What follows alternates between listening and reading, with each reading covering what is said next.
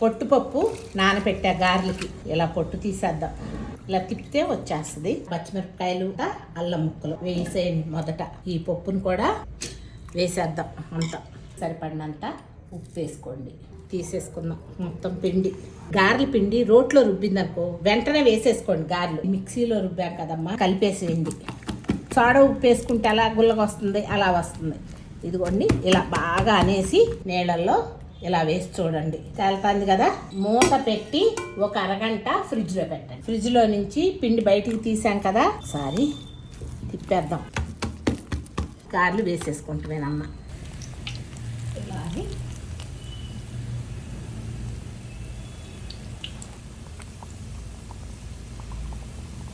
తిరిగేస్తే గారెలు ఇలా ఉన్నాయి. వేగి చూసారా, ఇంకా తీసేద్దామా.